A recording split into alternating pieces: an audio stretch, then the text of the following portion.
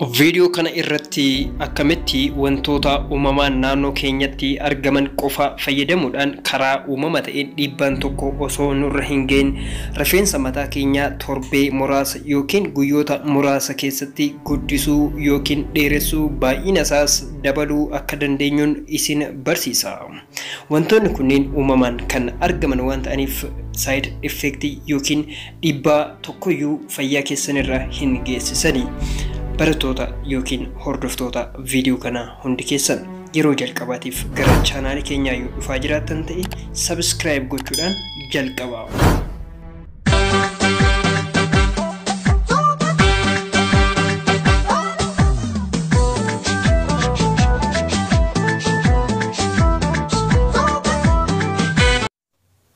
Toleka hordoftoota kiyyaa rifeensa keessan har'a jechuudha wantoota uumamaan naannoo keenya jiraniin yookiin gatii guddaa kan nun baasisne fayyadamnee akkamitti dheeressuu baay'ina isaa dabaluu sirriitti kunuunfachuu fi babbareeffachuu akka dandeenyu isinin barsiisa. Akkuma jedhe wantoota naannoo keenyatti argaman keessaa dinnicha, shunkurtii diimaa, killee lukkuu, damma, bishaan qulqulluu fayyadamuudhaan akkamitti walitti akka makanuu fi akkamitti akka qopheessinu isinittiin agarsiisa.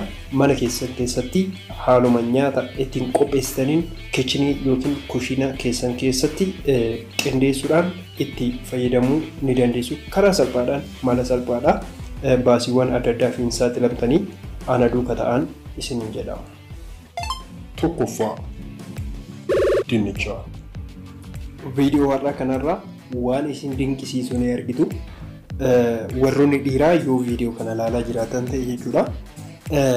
Haadha warraa keessaniif warri yookiin girlfriendii qabdan yookiin haadha warraa keessanii jechuudha. Akkana godhiitii rifeensa mataa keetii guddifadhu akka hin jenne obboleettii keessanitti agarsiisaati. Obboleettiin keessan immoo isheetti ni agarsiisti jechuudha. Akkas godhaa isiniin jedha. Okay, barnoota gaarii isiniif haa ta'u. Haala kana erga qopheessanii booda kunoo gara kutaa lammaffaa shunkurtii diimaa. Egaa shunkurtii diimaa firee takka qofa qopheeffattu. Firee takka qofa ishee takkatti qofa qopheeffattu jechuudha. Shunkurtii keessan erga quncistanii booda jechuudha. Akkuma tartiiba argaa jirtaniin isinittiin agarsiisa. Hordofa.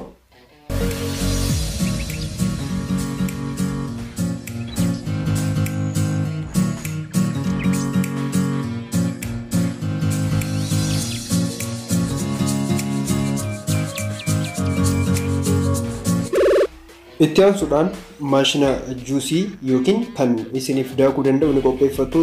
Yoo hin qabaatin immoo harkuma keessanii ni daaktu jechuudha. Billawaadhaan ni daaktu. Sahaanii keessa gochuudhaan walitti mix ni gootu jechuudha. Maankiyaa keessan fayyadamtanii walitti ni maktu jechuudha. Itti aansuudhaan sadaffaa bishaan qulqulluu ni qopheeffattu. Bishaan qulqulluu birciqoo takka qofa, birciqoo gabaabaa ta'e wayii ishee akkanaa jechuudha. Ishee akkanaa tokko ni qopheeffattu. Achi maashina juusii keessatti walitti ni maktu. As keessatti jechuudha amma dinnichi ni jira, shunkurtii diimaan ni jira, bishaan ni jira, waan sadii qofatu itti gale jechuudha. Hanga ammaa hubadha. Hanga ammaa hanga daakamutti jechuudha wanti itti gale maalidha? Shunkurtii diimaa, dinnichaa fi maaltu itti gale? Bishaan qofatu itti gale jechuudha. Haala kanaan erga daakanii erga xumurtanii booda kunoo haala kanaan ni baya. Bishaan isaa keessaa dhimbiibduu qopheeffatanii dhimbiibduu yookiin maaxiliyaa qopheeffatanii haala kanaan keessa dhimbiibduu jechuudha. Kan barbaadamu maal isaati? Bishaan as keessaa bahu kana bishaan amma jalatti bahaa jiru kan dhimbiibame kana isa kanatu rifeensa keessaniif barbaachisa jechuudha. Wantoonni hafan ni jiru. Wantoota hafan akkasuma isinitti agarsiisa. Hordofaa. Afraffaa irratti killee ni qopheeffattu. Killee ishee takka qofa qopheeffattu jechuudha. Killee takka qofa erga qopheeffatanii sahaanii itti dhimbiibdan san killee takkatti kana jechuudha ni cabsitu. Killee kana erga cabsitanii booda jechuudha cabsineeti bishaan dhimbiibame kanatti guutumaan guututti bishaan dhimbiibnee asitti keenya kanatti ittiin ni maknaa jechuudha. Haala kanaan erga itti makee booda haala kana itti maktu mix gootu. Mix gootu jechuudha. Isa kan mix gootu. Walitti maktu, walitti maktanii sirriitti walitti makuu qabdu. Shanaffaa irratti damma ni qopheeffattu jechuudha. Damma muraasa ni qopheeffattu. Dammi kan isin barbaachisu maankiyaa takka qofatu isin barbaachisa.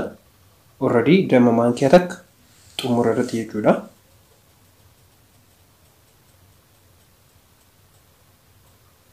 Haalumaan isinitti agarsiisaa jiru kana damma ni qopheeffattu jechuudha. Dammi rifeensatti harrii akka baasu ni haasa'ama garuu soba jechuudha. Laal rifeensa keessanitti dammi harrii hin baasu. San booda haala kanaan ni dibattu. Rifeensa mataa keessanii ni dibdu jechuudha. Kana mataa keessan ni dibdan. Erga dibdanii booddee turtii sa'aatii tokkoof jedha. Sa'aa tokkoof ni turtu. Sa'aa tokko dibattanii sa'aa tokkoof rifeensa keessan ni teessistu jechuudha. Feestaaliidhaan hiitanii sa'aa tokkoof ni teessistu. Sa'aa tokko booda garuu shaampoodhaan ofirraa ni dhiqattu. Isa kana torbanitti yeroo lama laalaatii jijjiirama baay'ee nama gammachiisu rifeensa keessan irratti ni argitu. Waan isin barsiise kana hojiirra yoo oolchitan abshir bu'aa gaarii irraa ni argattu.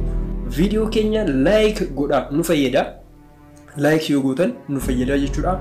Hiriyoota keessaniif share godhaa, waliin itti fayyadamaa. Thank you very much. Yaada yoo qabaatan comment jalatti naaf barreessaa. Ani kan isin wajjin ture Shimeedha. Yeroo hundumaa viidiyoo kana caalu hojjedhee akkan isiniif dhufu ni beekama jechuudha. Galatoomaa turtii keessaniif baay'ee isin jaalladha. Bye bye.